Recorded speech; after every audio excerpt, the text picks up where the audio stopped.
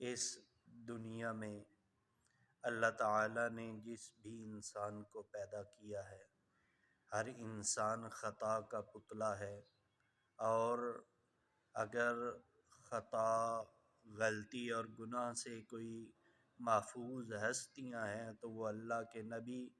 اور اللہ کے فرشتے ہیں۔ اور ہر انسان سے جب خطا ہوتی ہے تو اس خطا کو چھپانا، اس گناہ اور غلطی کو چھپانا اللہ تعالیٰ کو بہت زیادہ پسند ہے۔ اللہ تعالیٰ ہماری خطاؤں پہ پردہ پوشی فرماتا ہے، اور اللہ کی صفات میں سے ایک صفت یہ بھی ہے کہ ان اللہ ستار یحب الستر، کہ اللہ تعالیٰ گناہوں پہ پردے ڈالتا ہے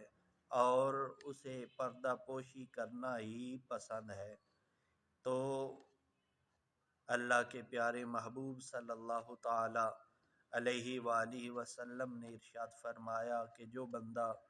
کسی اپنی مسلمان بھائی کی پردہ پوشی کرتا ہے، اس کے عیب کو چھپاتا ہے، اس کی غلطی اور خطا کو چھپاتا ہے، تو اللہ کے پیارے محبوب صلی اللہ تعالی علیہ وآلہ وسلم نے ارشاد فرمایا کہ ما من عبد یستر عبدا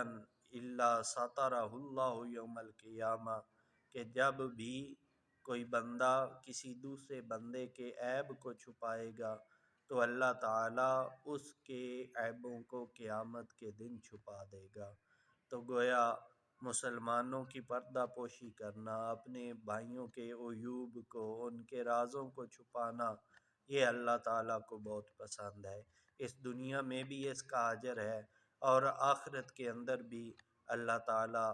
اس کا اجر اس صورت میں عطا فرمائیں گے کہ اللہ تعالیٰ ہماری غلطیوں، ہماری خطاؤں، ہمارے گناہوں پر دوسروں کو آگاہ نہیں فرمائیں گے، بلکہ ہمارے گناہوں کو اللہ تعالیٰ چھپا دیں گے۔ اور ایک اور حدیث مبارکہ کے الفاظ یوں ہیں کہ من ستر مسلما سترہ اللہ فی الدنیا والآخرہ، کہ جو بندہ کسی بندے کی اس دنیا میں پردہ پوشی کرتا ہے تو اللہ تعالیٰ دنیا اور آخرت میں اس کے عیوب کی پردہ پوشی کرتا ہے۔ تو اللہ تعالیٰ کی بارگاہ میں دعا ہے، مالک کائنات ہمیں اپنے مسلمان بھائیوں کی پردہ پوشی کرنے کی توفیق عطا فرمائے۔